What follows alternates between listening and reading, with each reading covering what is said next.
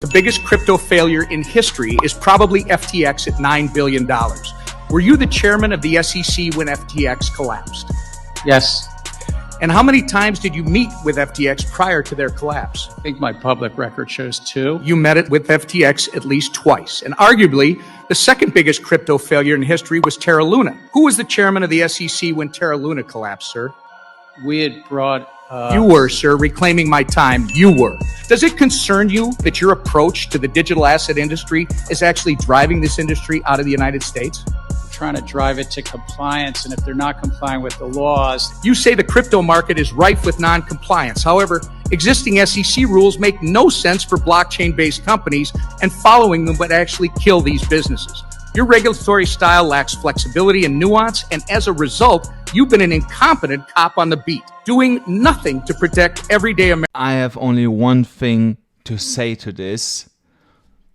Mother F. Gary Gensler is still causing more problems for the crypto market, and we have to admit that there are way lower targets right now on the horizon as Bitcoin is struggling to stay above $25,700. And I'm gonna show you multiple reasons why this is the case here today. So definitely stick around here for today's episode and make sure that you are subscribed to the channel, like this video, and also activate the bell to never miss out on these important updates, especially when they are as juicy as today. And now let's get directly into it. So I hope for tomorrow's market opening on the DXY that we will continue to decline to the downside here. Oh, sorry, like this. So the price is fighting to stay above 103 points and 38 more or less, but I hope to see you when the market opens tomorrow a rejection to the downside, and that tomorrow's candle closes under this horizontal level. That would be quite bullish for the crypto market if that is happening. Otherwise, if we open bullish, then most likely going up to retest this downward sloping resistance line, get rejected from there, and then see a relief in the crypto market. So, but we have to wait until the market is opening tomorrow to see in which direction this is going. Then something else on the CME chart. We will definitely have a CME gap tomorrow. Just let me point out from where to where. So we closed the candle kind of like up here on this 4-hourly chart. So it was all the way up here. So the price action is right now way below that. So we are kind of like here. So you see that will be a massive CME gap that has to be filled. Actually, I have to put this where the price action was on Friday. So we are down here, and that means the price action has to go up. So we have to go to the upside with the price action. Can I not make this another color? No, I cannot. Yeah, okay, it has to stay as it is. So, but yeah, so the price action has to move up here to fill the CME gap, so which is for now bullish. But we should also keep in mind that we still have this bigger CME gap beneath us from 20,165 all the way up to $21,095, and this will act now as a magnet on the way down. So there is a potential that we go as low as to the early 20,000s again, even though I still believe it might be not happening, but we should be definitely aware of it with everything that's happening right now and keep this in the back of our mind. So then when we are going to the daily chart, also here's something really, really bearish is happening right now, and that is that we see here a potential, a bump and run reversal top pattern. So sorry guys, I just lost it for a second what it was. So that is a bump and run topping reversal pattern. So as you can see here, you have here all these points that we are ticking for that reversal pattern, and now we are at the neckline with the price action really close to the neckline. So if the neckline breaks, let me show you where the potential target is, and you're not gonna like that. because I don't really like that. So if we would break it to the downside, we could go as low as $17,600 if we are breaking the neckline to the downside. So here that is a target that I highly doubt that we go that low, but it is the technical target that is right now appearing on the chart with that pattern so close to be to the neckline to be broken. So that is quite concerning to me when I compare it with all the rest what's happening here. But we should also not forget we still have a little glimpse of bullish outlook here, and that is on the 3-day chart.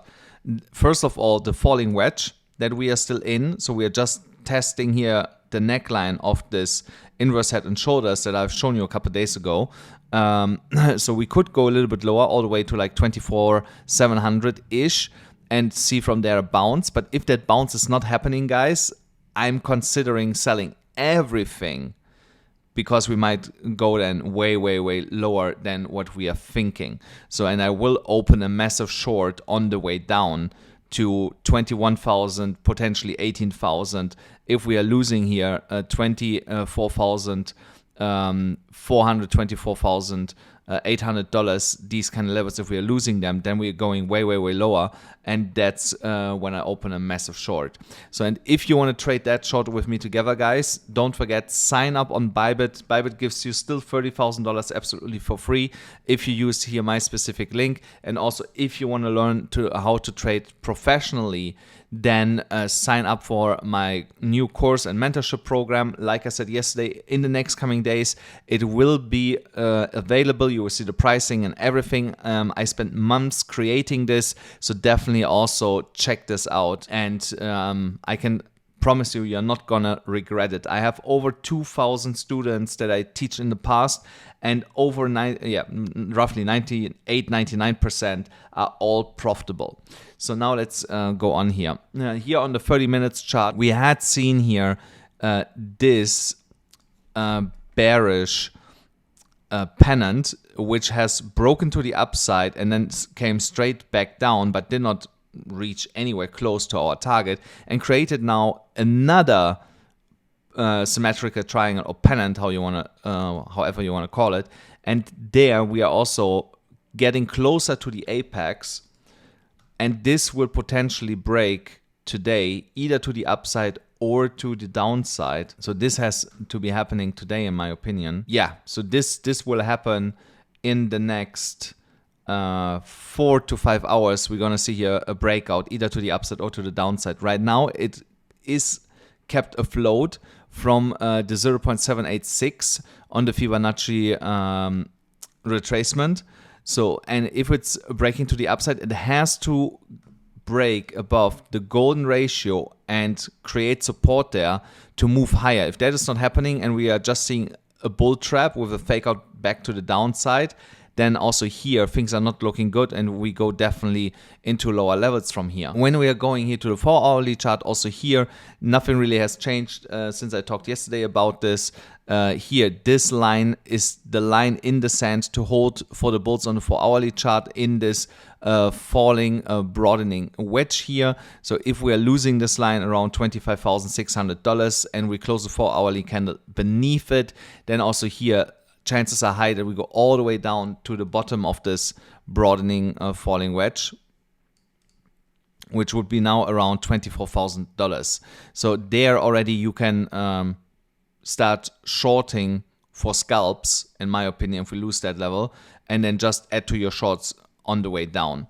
So that is my game plan if we are losing this level. So like I said, if we are here on the 30 minutes, break unexpectedly to the upside, then around $25,800, yeah, there will be my long entry. And here again, that will be a scalp to the golden ratio, and if we are finding support there, then I will let it run to the upside, and then the golden ratio will become my stop loss for that trade. So because if I enter all the way down here, I enter like kind of here, and we are, let's say we're getting all the way up here, and this is my stop loss, then I'm definitely already on profit. And if I get stopped out, let's say price action breaks it to the upside, does this here, goes up, gets here rejected, comes back down. Here I'm already in profit, gets stopped out, everything cool. made my money, and will reassess what the market is doing. So just that you get an idea what my game plan is. So either way, we can trade this if it goes to the upside or to the downside. So, but right now, a lot of things are pointing to that we're actually going lower instead of higher. But yeah, the market can prove us wrong. We have to see what the next couple of hours are showing us here. If I look here within the pennant, there I would say it looks more bullish to me than bearish, because we basically formed here a low, a higher low. So, and here is somewhat of a triple bottom pattern within it. So, but yeah, it has to break the neckline at $25,800 to turn here bullish. So if that is not happening, then most likely rejection, bam, down. That's it. Then here on this 4-hourly chart also, nothing has changed.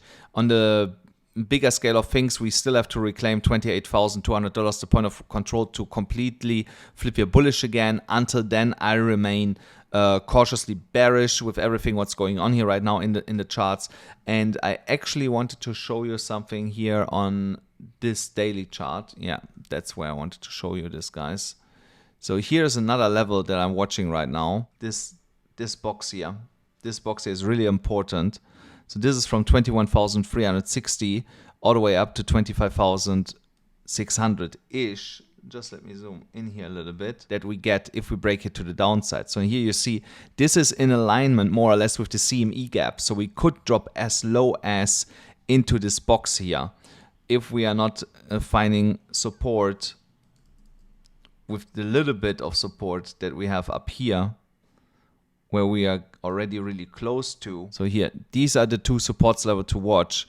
23,000, yeah, almost 24,000, all the way up to 24,800, and then underneath. So, but I believe if we break the neckline, we will see a really quick move into this area down here. And this here will not really hold, in my opinion. So, but we have to wait and see. We're gonna know in a couple of hours what's going to happen here, and especially with the 30 minutes chart being the most important, in my opinion, to watch right now, because that will give us direction where we're gonna go over the next 24 hours with that pennant here being at a so crucial level to break either into lower levels and open the floodgates for more shorts, or we are seeing here finally a turnaround and a massive bounce to the upside and close directly the CME gap on the way up. So that would be something that I really would like to see. Guys, that's it already for today's episode. I hope you enjoyed it. Please make sure that you smash up the like button, hit the subscribe button, hit the notification bell, and I'll see you then again tomorrow.